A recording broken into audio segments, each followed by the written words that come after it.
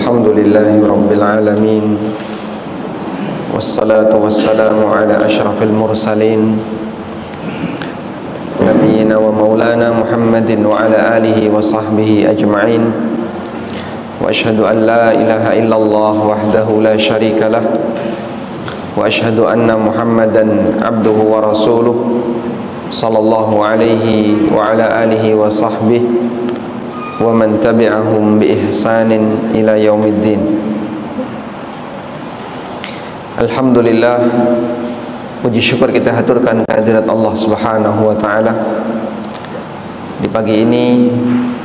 Dengan segala rahmat dari Allah, kita bisa bangun lebih awal, karena biasanya kalau subuh maju banyak yang datang telat. Dan alhamdulillah kita bisa melawan rasa malas untuk bisa datang ke masjid.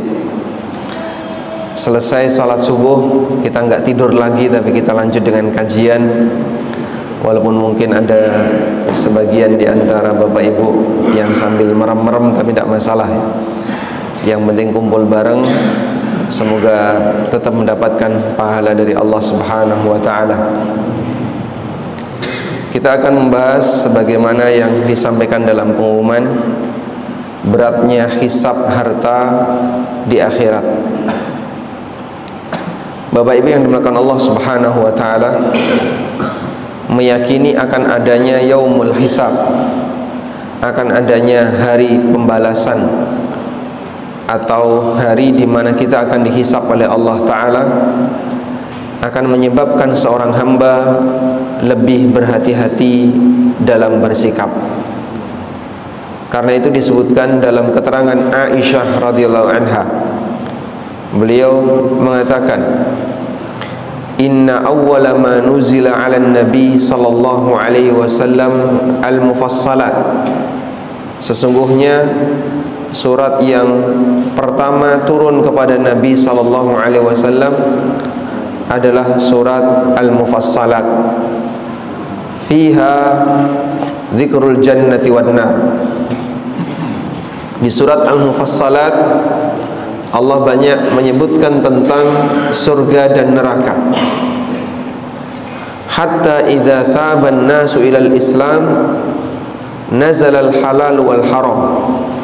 Hingga ketika manusia sudah banyak masuk ke dalam agama Islam, barulah Allah menurunkan halal haram.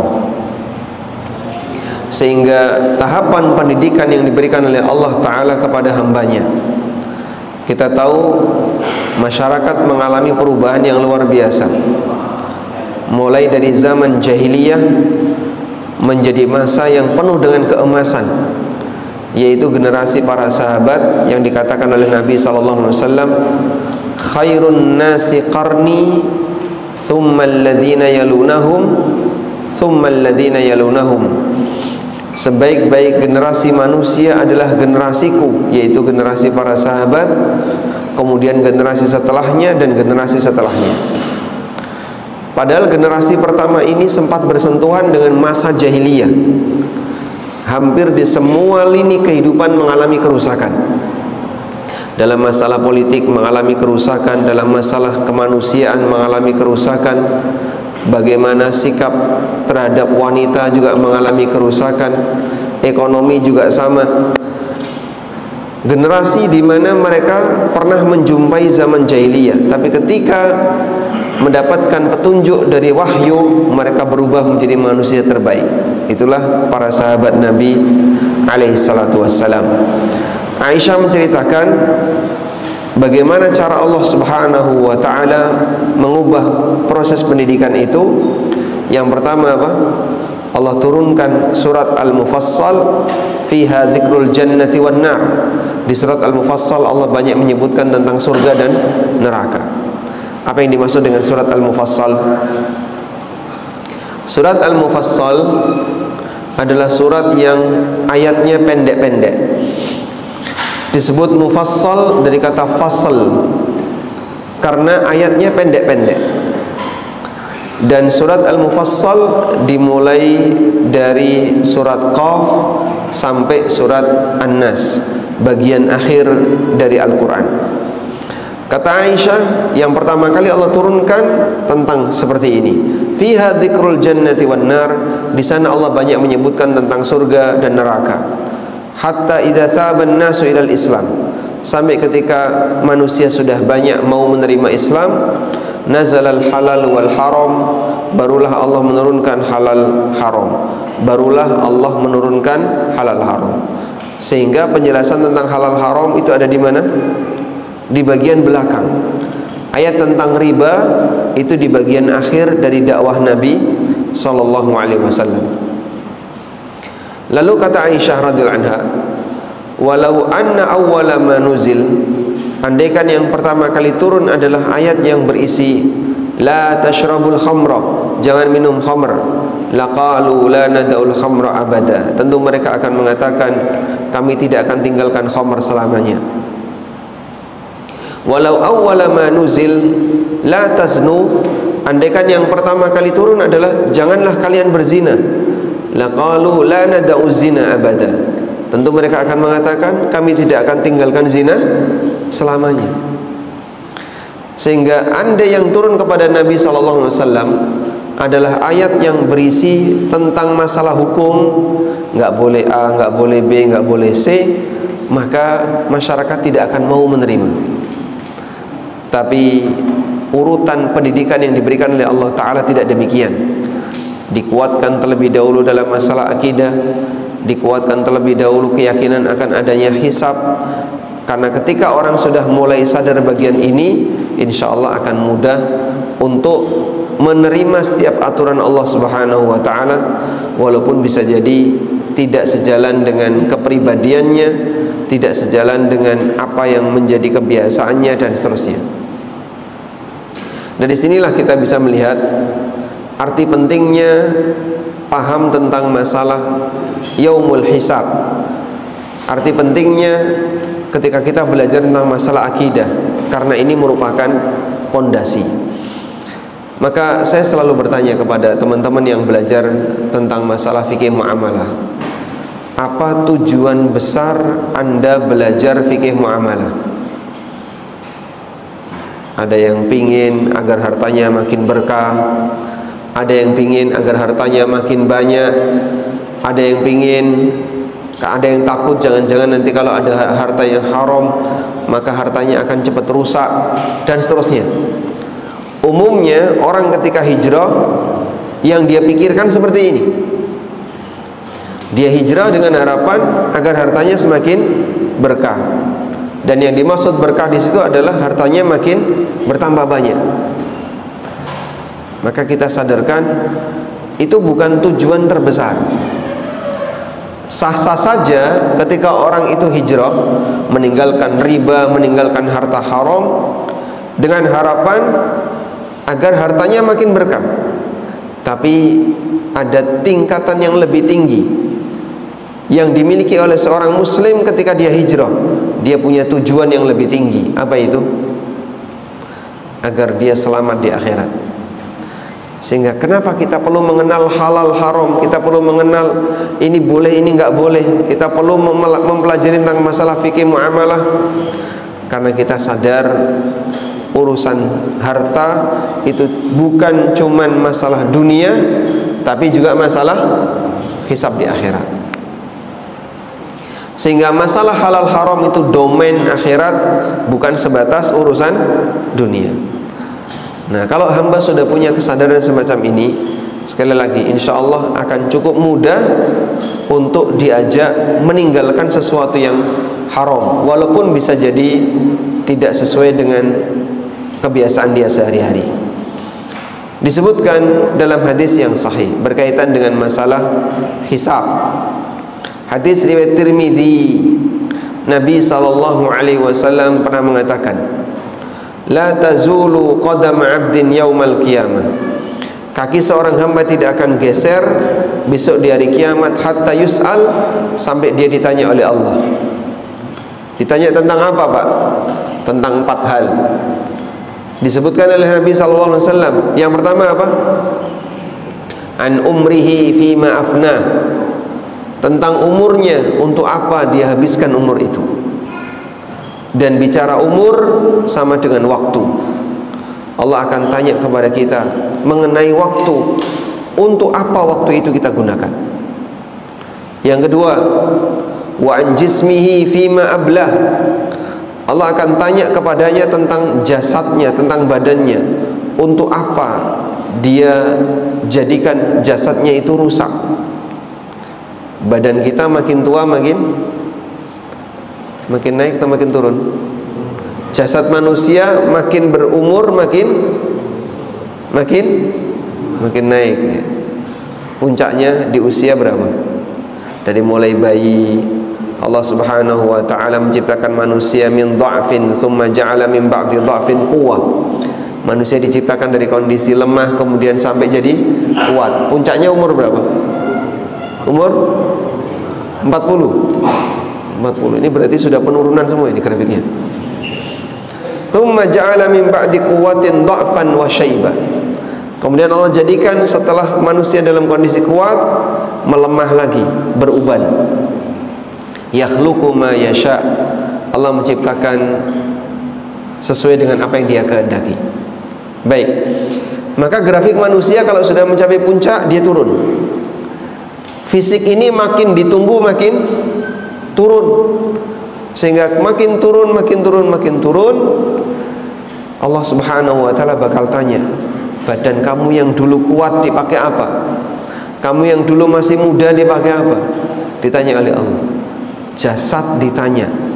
Berarti termasuk yang akan dihisap adalah badan. Termasuk yang akan dihisap badan. Banyak diantara orang ketika melakukan kegiatan ibadah misalnya, tua itu uzur atau bukan, Pak? Sebentar, yang usianya 70 ada. Tua itu uzur atau bukan? Bukan. Masa bukan sih? Relatif, tergantung apa, Pak?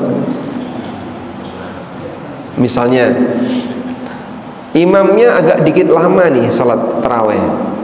Pak Ustadz, jangan lama-lama, kita sudah tua. Imamnya protes, Bapak dulu waktu masih muda kemana?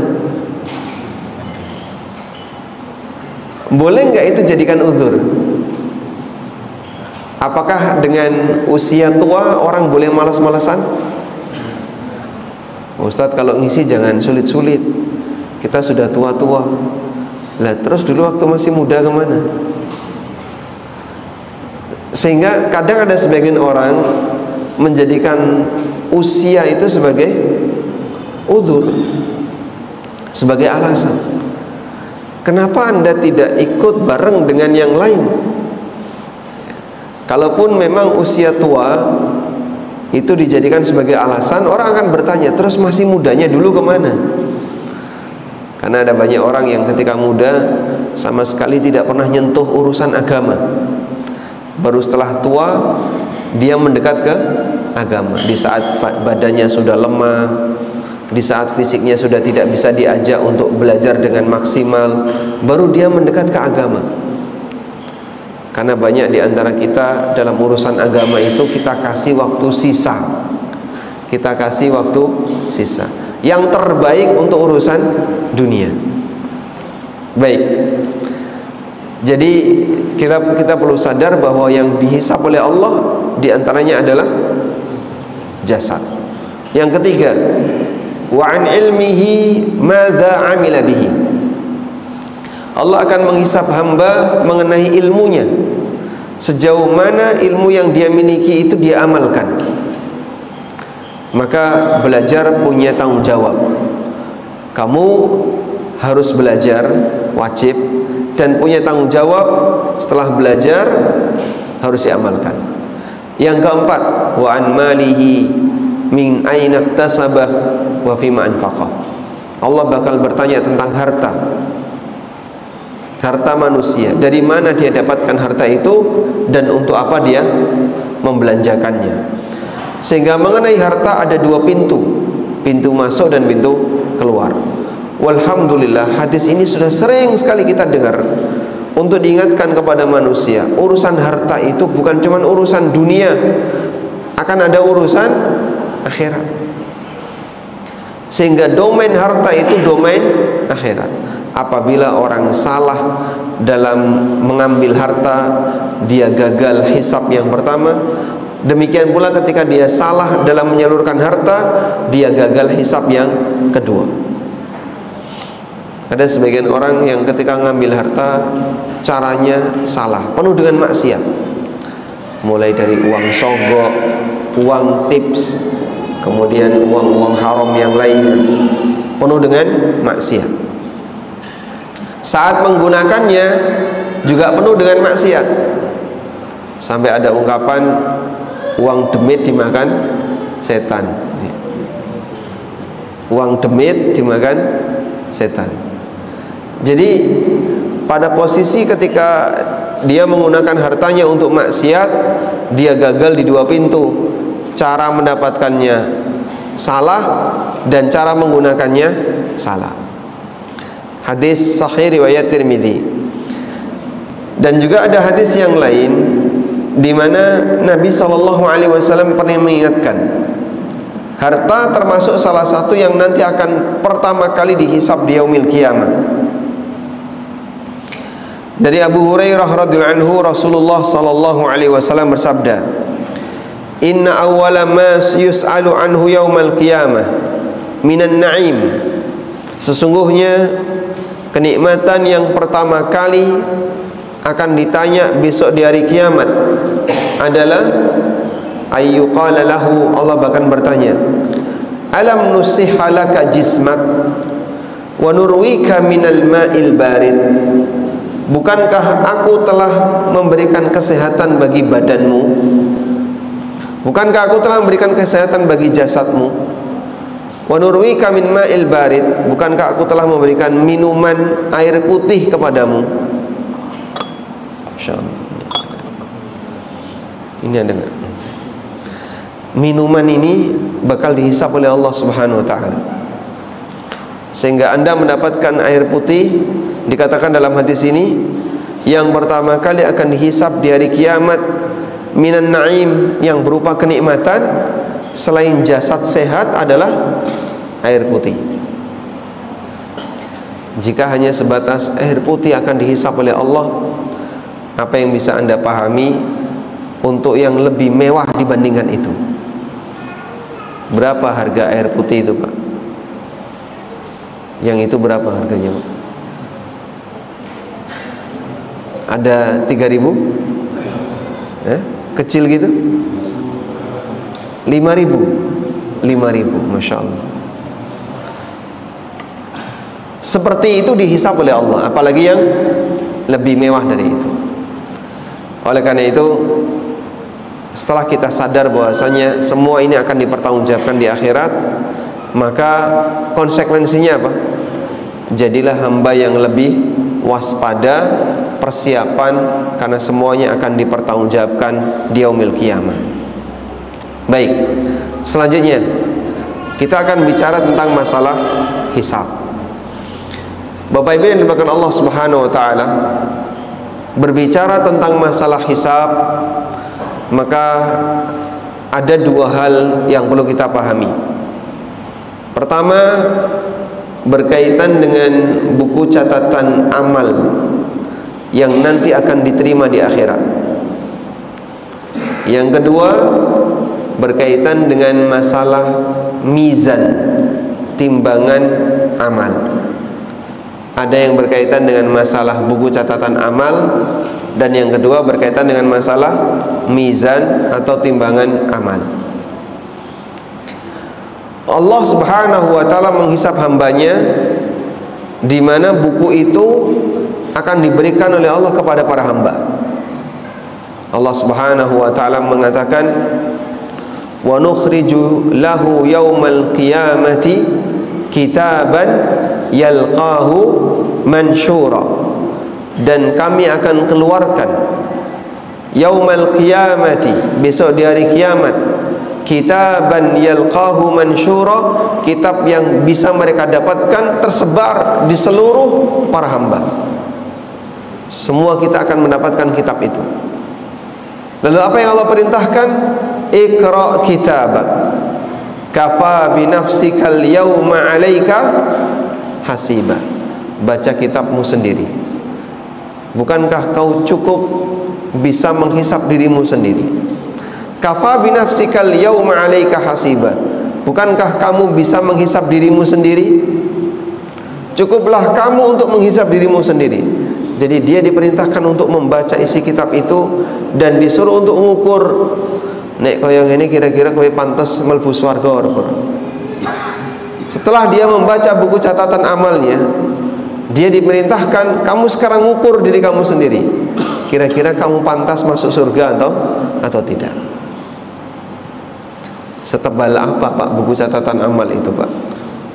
Kan itu sepanjang usia kita yang telah diberikan oleh Allah, dicatat mulai dari sejak balik sampai mati. Sehingga ucapan apapun ada di situ, perbuatan apapun ada di situ, harta yang kita upayakan ada di situ, bagaimana cara kita menggunakannya ada di situ. Setebal apa buku itu? Wallahu a'lam. Yang jelas semua hamba pasti mendapatkannya. Dan Allah juga menyebutkan dalam Al-Quran, fa amma man utiya kitabahu biyamini fasawfa yuhasabu hisaban yasira. Adapun orang yang mendapatkan kitab dengan tangan kanannya, maka dia akan dihisab dengan hisab yang mudah. Sehingga Allah Subhanahu wa ta'ala jelaskan bahwa hisab itu pasca para hamba mendapatkan buku catatan amal. Yang menerima dengan tangan kanan, dia akan dihisab dengan hisab yang mudah. Wa amma man utiya kitabahu bishimali. Di ayat yang lain, wa amma man utiya kitabahu wara'a dhahri. Siapa yang menerima kitab dengan tangan kirinya. Di ayat yang lain, siapa yang menerima kitab dengan cara dari belakang. Nerimanya pakai tangan kiri, itu pun dari belakang. Sehingga yang nerima pakai tangan kanan dari arah mana? Depan. Tapi yang nerima pakai tangan kiri dari arah belakang. Kegiatan apa Pak? Nyerahkannya pakai tangan kanan, nerimanya pakai tangan kiri dari belakang.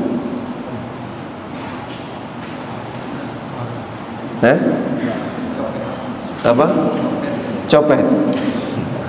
Lari estafet. Lari estafet kayak gitu ya. Nerima tongkatnya dari mana? Dari belakang dengan tangan kiri atau kanan? Kiri. Nggak tahu siapa yang ngajari kayak gitu. Sehingga lari estafet itu tidak ada depan, tapi belakang begini. Baik. Besok di yaumil qiyamah, orang yang hisabnya buruk akan menerima kitab dengan tangan kirinya melalui arah belakang. Maka di saat dia mengalami kejadian seperti itu, fayaqulu ya laitani lam uta kitabiyah wa lam adri ma hisabiyah. Maka dia mengatakan, andaikan saya tidak diberi kitab dan saya tidak tahu isinya. Dia ketakutan untuk membaca isi dari kitab catatan amalnya sendiri.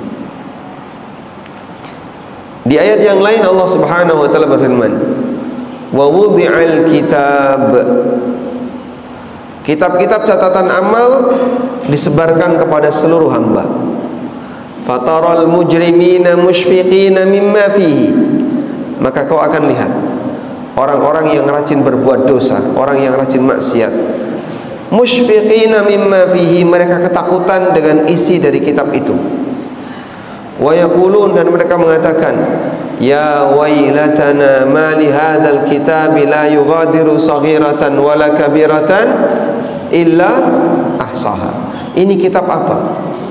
Tidak meninggalkan besar maupun kecil, semuanya dimasukkan. Sehingga Masya Allah, kitab catatan amal itu besar maupun kecil semuanya ada. Sampai orang non muslim, orang yang banyak berbuat dosa, ketika dia menerima kitab itu, dia ketakutan. Dia ketakutan isinya, sehingga gak berani untuk melihatnya. dan dia mengatakan, "Mali hadzal kitab la yughadiru saghiratan wala kabiratan illa ahsaha." Ini kitab apa? Besar kecil semuanya dimasukkan. Masya Allah. Sehingga hal terkecil yang Anda lakukan di pagi ini, misalnya kajian karo merem, itu dicatat nggak? Hah? Dicatat nggak, Pak? Dicatat. Berarti yang benar gimana, Pak? Yang benar gimana? Nyimak. Melek atau merem? Melek. Tapi Masya Allah, memang beratnya. Dan ngantuk itu menular, Pak. Oke, sebenarnya saya ketularan ngantuk sama jamaah. Minum dulu. Bismillah. Bismillah. Alhamdulillah.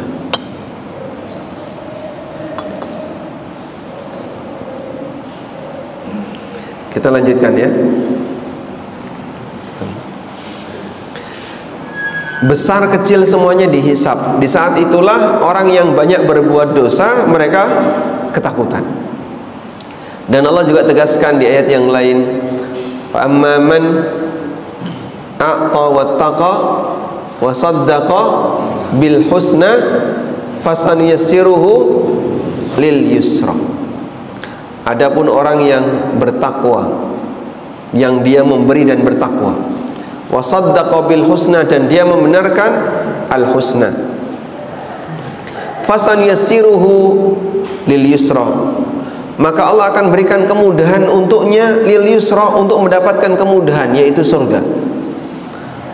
Wa amma man bakhila wastaghna wa kadzdzaba bil husna fasanuyassiruhu lil usra.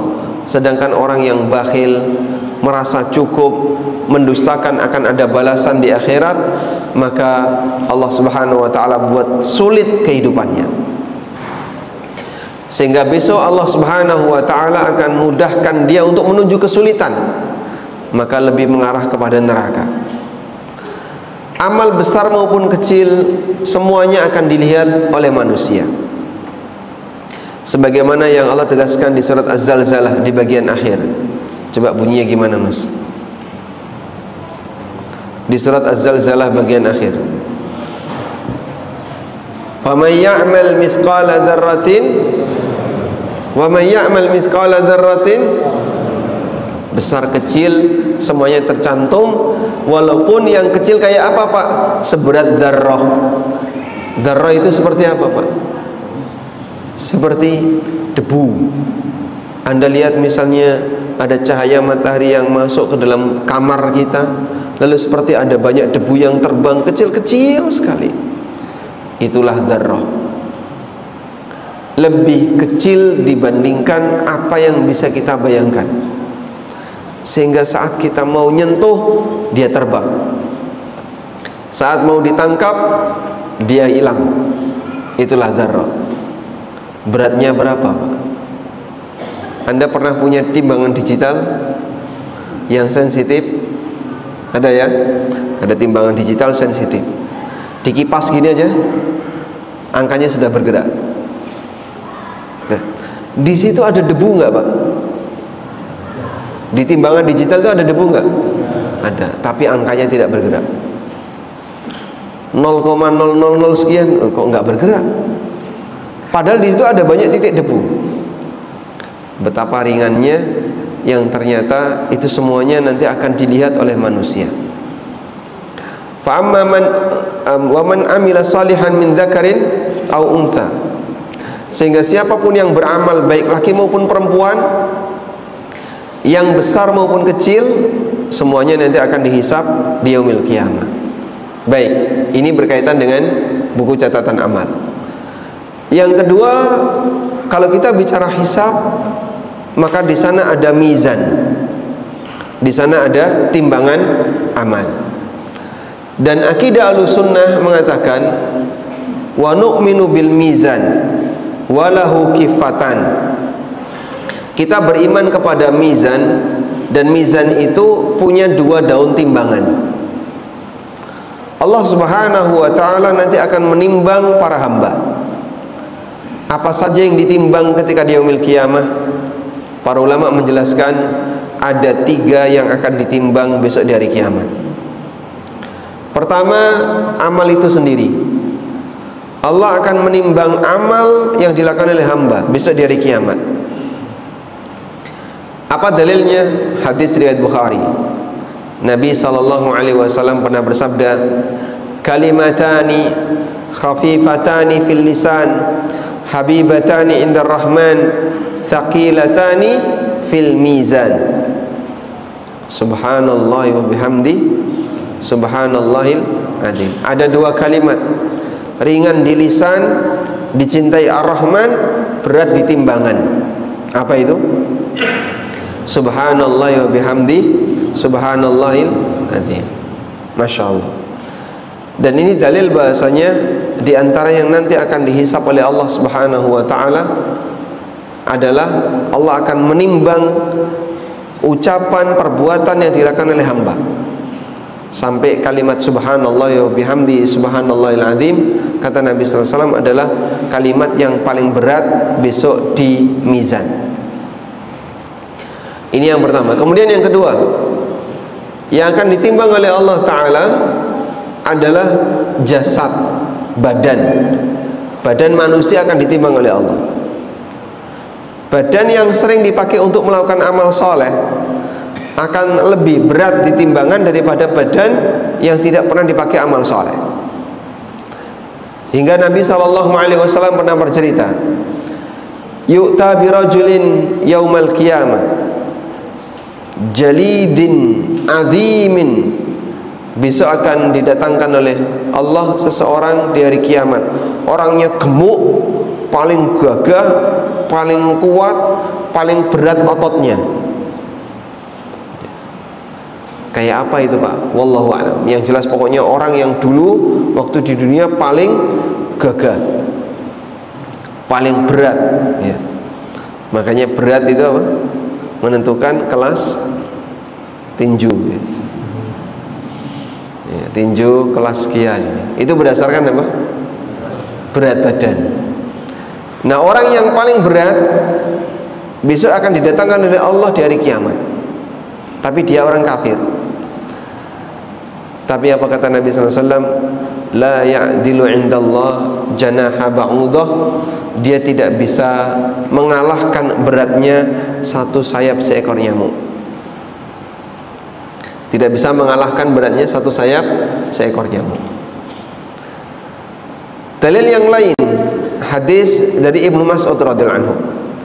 Nabi SAW pernah menyuruh Ibnu Mas'ud untuk mengambil kayu arok. Kayu arok itu dipakai apa? Siwak. Karena ada di atas ranting, maka Abdullah bin Mas'ud naik pohon. Ketika beliau naik pohon, sarungnya itu tersingkap, kena angin, tersingkap, hingga para sahabat melihat betisnya Ibnu Mas'ud itu berat sebelah. Mereka spontan langsung, betisnya Ibnu Mas'ud itu kurus sebelah, kecil sebelah. Mereka spontan langsung menertawakan. Maka Nabi SAW bertanya, "Madza tadhakun? Kenapa kalian tertawa?" Lalu diceritakan, "Ya Rasulullah, seperti itulah betisnya Ibnu Mas'ud." Kemudian Nabi SAW mengatakan, "Walladzi nafsi biyadi, demi Allah yang jiwaku ada di tangannya, innahu la'athqalu min Uhud." Betisnya Ibnu Mas'ud itu lebih berat daripada gunung Uhud. Orangnya kan ringan Pak, Ibnu Mas'ud itu kurus. Ibnu Mas'ud itu termasuk sahabat yang kurus. Orangnya ringan, tapi amaliyahnya berat, sehingga terasa berat. Di bagian inilah bahwasanya ketika seseorang ya, dia memiliki amal yang soleh, maka jasadnya akan menjadi jasad yang lebih berat besok di hari kiamat. Yang ketiga yang akan dihisab oleh Allah adalah buku catatan amal itu sendiri. Buku catatan amal ini akan ditimbang oleh Allah Subhanahu wa ta'ala. Berdasarkan sebuah hadis riwayat Ahmad, Nabi SAW pernah bercerita tentang besok di antara umatnya ada salah satu di antara mereka yang dihisab oleh Allah Subhanahu wa ta'ala dengan cara yang sangat unik. Bagaimana bentuknya? Ada seorang hamba yang dia punya 99 buku catatan amal. Kullu sijlin maddal basar. Satu catatan amal sejauh mata memandang. Berapa jarak sejauh mata memandang? Ada yang pernah mengukur? Sehingga Anda misalnya ke laut ya, melihat ke arah laut, yang kelihatan apa? Yang kelihatan laut. Yang kelihatan apa? Lihat ke arah laut jauh, yang kelihatan seperti ada garis. Garis itu apakah di lautnya ada garis, Pak? Tidak. Aslinya apa itu? Hah? Batas pandang. Manusia diberi oleh Allah kemampuan batas pandang hanya sampai di sini kemampuanmu melihat. Lebih dari itu kau nggak lihat. Masya Allah. Sejauh mata memandang, buku catatan amal itu isinya maksiat. Ini maksiat, satu, maksiat dua, dan seterusnya. Isinya maksiat. Sejauh mata memandang. Lalu kemudian Allah Subhanahu wa ta'ala bertanya kepada orang ini, ya ibadi, hal laka min udhrin, wahai hambaku, apakah kamu punya uzur? Dia bilang, tidak ya Rabbi, gak ada uzur ya Allah. Kemudian Allah bertanya lagi, hal zalamaka kitabayal hafidhun, apakah malaikat pencatat amal telah mendolimimu? Ada perbuatan yang kau nggak sengaja ditulis di situ. Ada perbuatan yang kau misalnya keliru ditulis di situ. Padahal nggak sengaja. Ada nggak? Dia bilang nggak ada. Semuanya sudah benar. Lalu Allah Subhanahu Wa Taala mengatakan, aku tidak akan pernah mendolimi kepada siapapun. Fayukhrajul bitaqah, lalu dikeluarkanlah fatukhrajul bitaqah, sebuah bitaqah, kartu kecil bertuliskan la ilaha illallah Muhammadur Rasulullah. Saat 99 gulungan catatan amal tadi ditaruh di satu daun timbangan, bitaqah ini ketika diletakkan ini terbang. Tidak ada yang bisa mengalahkan nama Allah Subhanahu wa taala, la ilaha illallah. Demikianlah posisi hisab yang ketiga terjadi pada buku catatan amal. Nah, ini tolong jangan diisi dengan sesuatu yang gak bernilai pahala. Karena kalau terlalu banyak yang mubah, buku catatan amal kita jadi tebal sekali. Dan banyak yang mungkin ucapan-ucapan yang tidak ada nilainya sama sekali masuk di situ. Karena para ulama mengatakan bahwa malaikat tidak hanya menghisap perbuatan yang ada konsekuensi dosa dan pahala, tapi mereka juga dihisap oleh Allah dengan perbuatan yang pernah mereka kerjakan ya, di masa silam, yang bisa jadi itu tidak ada konsekuensi dosa dan pahala. Misalnya ucapan-ucapan mubah. Anda mengatakan, saya sudah makan, itu ada konsekuensi dosa dan pahala? Tidak, karena ini ucapan mubah. Seperti ini dimasukkan dalam catatan amal. Imam Ahmad bin Hanbal rahimahullah, beliau pernah mengalami sakit parah sampai mengerang. Orang kalau sudah sangat demam kan kadang gimana? Gigil mengeluarkan sesuatu. Terus yang jaga Imam Ahmad, beliau membisiki Imam Ahmad, ya Aba Abdillah, inna Tawusan yaqul, wa Imam Ahmad, sesungguhnya Imam Tawus pernah mengatakan. Apa yang dikatakan oleh Tawus? Innallaha yaktubu kulla syai'in hatta aninal marid. Allah akan mencatat semua yang dilakukan oleh hamba, ucapan yang keluar dari hamba, hatta aninal marid, sampai mengerang yang dikeluarkan oleh orang yang sedang sakit. Orang sakit mengerang itu nanti akan dihisab di yaumil qiyamah. Masya Allah. Padahal cuma apa? Mengerang. Itu ada pahalanya nggak? Bisa jadi nggak ada. Ada dosanya nggak? Tidak ada. Tapi seperti ini masuk dalam catatan. Apalagi yang cuma ucapan-ucapan yang tidak ada nilainya sama sekali. Baik. Selanjutnya Kita beralih ke macam-macam hisab. Kalau tadi kan apa yang dihisab ya, sekarang macam-macam hisab. Hisab ada beberapa macam. Pertama, ada hisab yang disebut dengan hisabun yasir. Dan ini doa Nabi sallallahu alaihi wasallam. Allahumma hasibni hisaban yasira. Ya Allah, hisablah aku dengan hisab yang mudah. Bagaimana bentuk hisab yang mudah? Aisyah radhiyallahu anha pernah bertanya kepada Nabi sallallahu alaihi wasallam, "Ya Rasulullah, apa yang dimaksud dengan hisabun yasir, hisab yang mudah itu?" Kata Nabi sallallahu alaihi wasallam, "Innama dzalikumul arad, innama dzalikumul arad." Hisab yang mudah itu hanyalah ditampakkan. Hisab yang hanya ditampakkan. Sehingga yang bersangkutan ditunjukkan oleh Allah. Kau pernah melakukan kayak gini? Betul ya Allah. Kau pernah melakukan kayak gini? Betul. Betul. Enggak ada satupun yang tidak diakui. Barulah setelah itu Allah Subhanahu wa taala berfirman, "Qad satartu laka fid dunya wa ghafartu lakal yaum." Dulu waktu kamu melakukan di dunia, aku menutupimu. Enggak ada satupun orang yang tahu.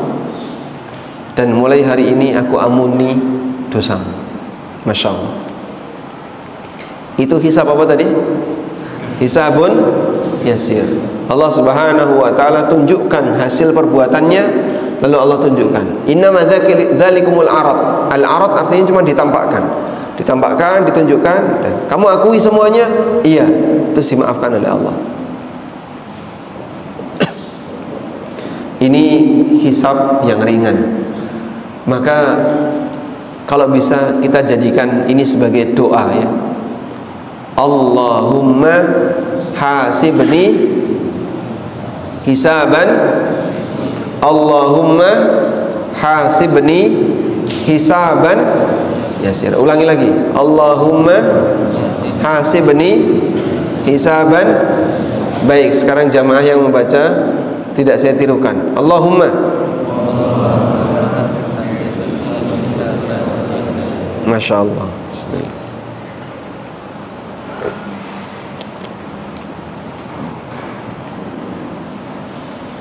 Jadikan ini sebagai doa harian ketika kita sholat antara adzan dan iqamah, atau dalam kejadian yang lain yang itu adalah waktu mustajab. Mintalah kepada Allah, Allahumma hasibni hisaban yasira. Hisab yang kedua yang diistilahkan dengan hisab tabdil. Diistilahkan dengan hisab tabdil. Allah Ta'ala berfirman di surat Al-Furqan ayat 70, "Illa man taba wa amana wa amila amalan salihan faulaika yubaddilullahu sayyiatihim hasanat." Kecuali orang yang beriman dan beramal saleh, maka Allah akan gantikan untuknya sayyiatihim, amal buruknya, hasanatin, sebagai pahala. Amal buruknya dijadikan sebagai pahala. Allah jadikan sebagai amal baik. Wa kana Allahu ghafurar rahima, dan Allah Maha Pengampun lagi Maha Penyayang. Ada sebuah hadis yang menceritakan tentang ini. Nabi sallallahu alaihi wasallam pernah bercerita tentang kejadian orang yang dia dihisab, tapi yang besar-besar tidak ditampakkan.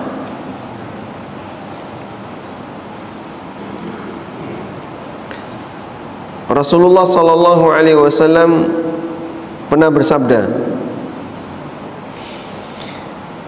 dari hadis Abu Dzar radhiyallahu anhu, Rasulullah SAW bersabda, "Inni la'arifu akhir ahlin nari khurujan minan nar."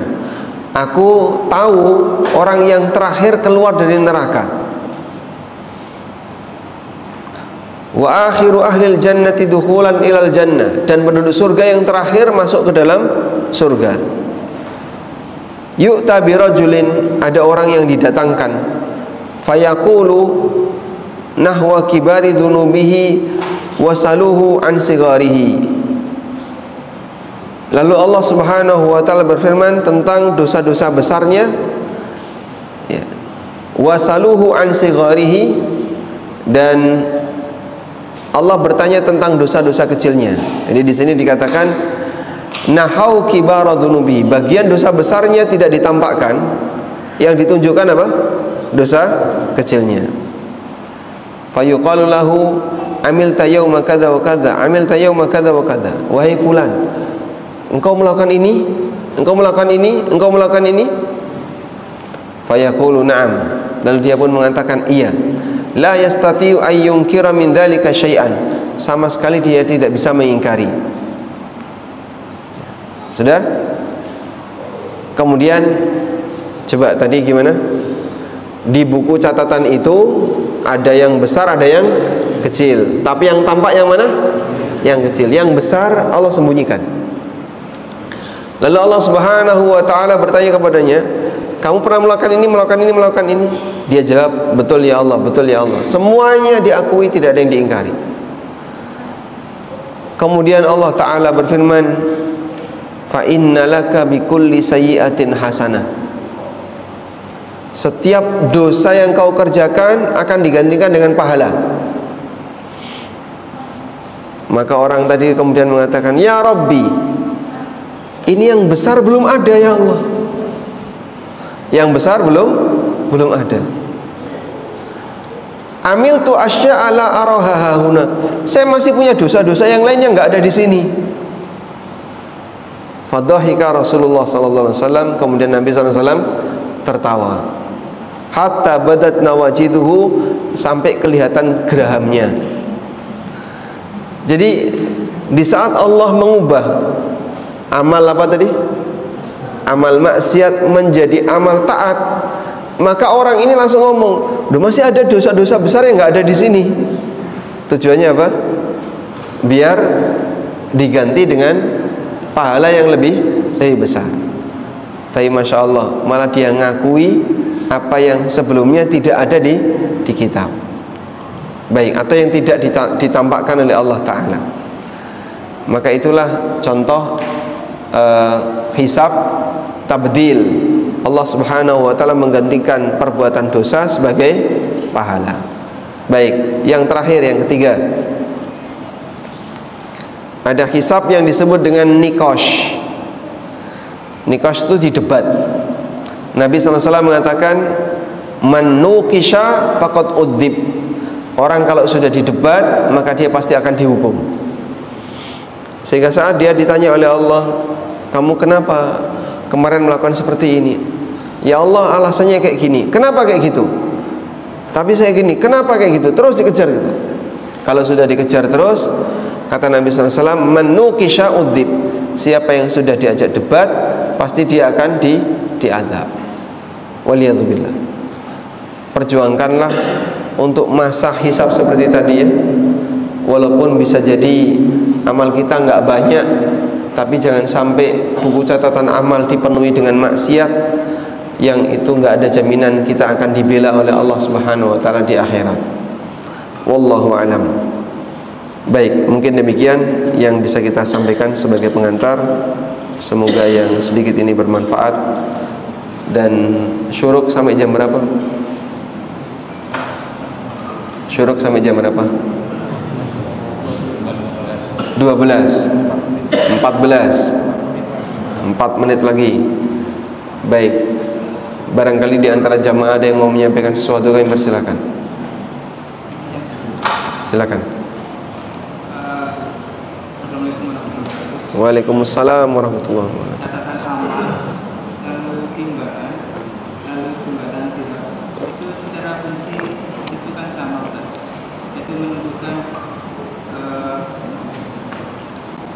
Menentukan waktu yang sudah. Jadi yang membedakan apa? Alhamdulillah.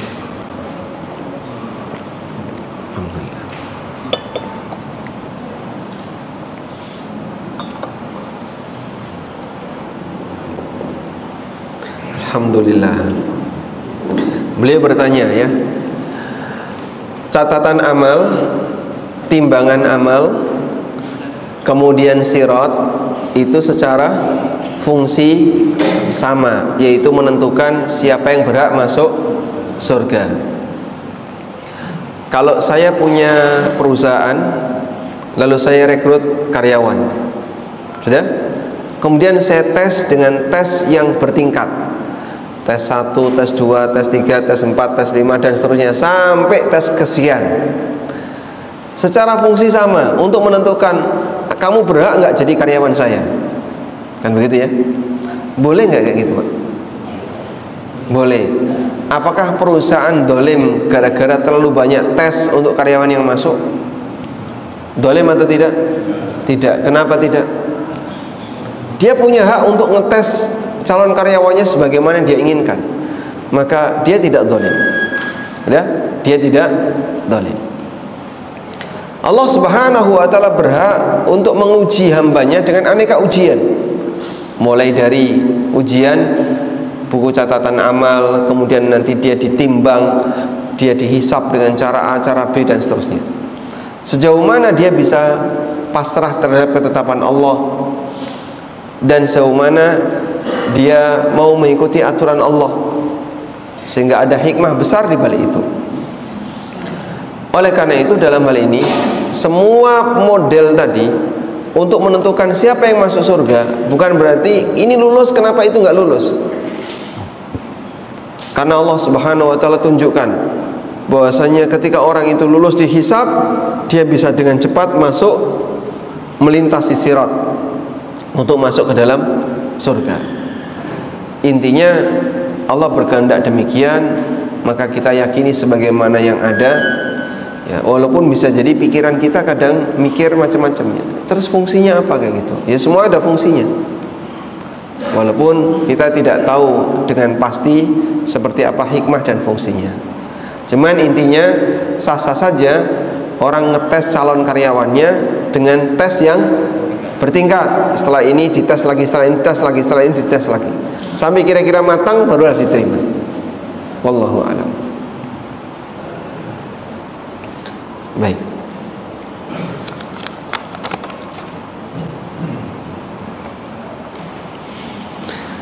Assalamualaikum. Waalaikumsalam. Istri memiliki usaha jual beli perhiasan yang menggunakan bahan emas, perak, dan logam lainnya. Di zaman ini saya menggunakan platform sosmed untuk mempromosikan barang-barang yang kami jual. Dari yang saya jual terjadi riba karena perhiasan yang kami jual terjadi jeda waktu antara pembayaran dan pemberian utang atau pemberian barang. Saya dan istri menggunakan akad wakalah di mana saya sebagai perantara untuk usaha milik istri saya. Baik. Kalau akadnya wakalah, maka tidak boleh yang dari satu keluarga. Sehingga begini, si A penjual emas, si B pembeli emas. Syaratnya apa biar transaksi itu boleh? Emas dan uang harus di majelis akad, dilakukan secara tunai, ya. Tapi B nggak bisa, diwakili oleh C. Nah, C ini misalnya B transfer ke C, wahai C, saya transfer sekian puluh juta, tolong belikan emas dari A. Setelah B menerima transferan dari C, setelah C menerima transferan dari B, maka C ini beli emas di A.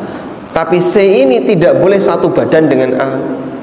Satu badan itu bisa keluarga intinya, orang tua atau anaknya, bisa juga suami atau istrinya, bisa juga paman dan bibinya. Kalau seperti ini tidak boleh. Kenapa tidak boleh, Pak? Karena kalau seperti ini yang terjadi, maka mereka sebenarnya satu badan, tapi yang satu mewakili yang lain, sehingga dianggap antara yang ijab dan yang qabul orangnya sama. Yang jual kamu, yang jadi wakil konsumen kamu. Jadi satu orang ini bisa ijab sama qabul. Oleh karena itu kalau mau diwakilkan ya cari orang lain, bukan orang dalam. Wallahu a'lam.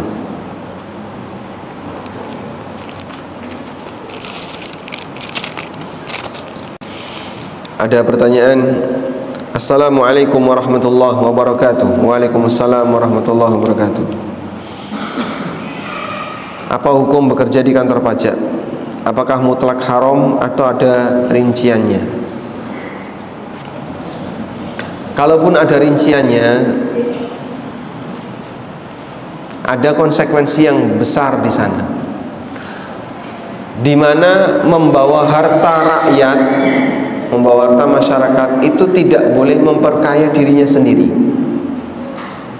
Sehingga nggak boleh ya, misalnya kita berhasil narik pajak, siapapun yang berhasil narik pajak maka dia dapat 20%. Ya, itu kan kemudian misalnya si A bayar senilai 500 juta, yang narik dapat berapa? 5% atau 10%, dapat 5 juta. Gede sekali yang masuk ke pribadinya. Seharusnya ini untuk negara, tapi untuk pribadi disunat dulu. Nah, kalau sudah disunat dengan nilai yang besar, maka yang kembali ke negara jadinya kecil. Sehingga pertimbangan seperti ini banyak terjadi di dunia pajak, dan ini pelanggaran ya. Lebih dari itu, ada nggak orang yang ditarik pajaknya dia nggak bersedia, yang dia nggak ridho? Ada? Banyak sekali. Ketika dia nggak bersedia atau nggak ridho, banyak sekali. Maka bisa jadi yang narik tadi akan berhadapan dengan semua orang yang tidak ridho kepadanya. Nah, itu yang mungkin cukup berbahaya dan perlu untuk direnungkan dengan baik. Jangan sampai kita menjadi orang yang dimana masyarakat tidak ridho kepada kita. Wallahu a'lam. Walhamdulillahirabbil alamin. Demikian yang bisa kita sampaikan. Sekarang sudah jam 6:16, jam 5:16 ya. Semoga apa yang kita bahas ini bermanfaat. Wassallallahu ala nabiyyina Muhammadin wa ala alihi wa sahbihi wasallam. Wa akhiru da'wana alhamdulillahi rabbil alamin. Wassalamualaikum warahmatullahi wabarakatuh.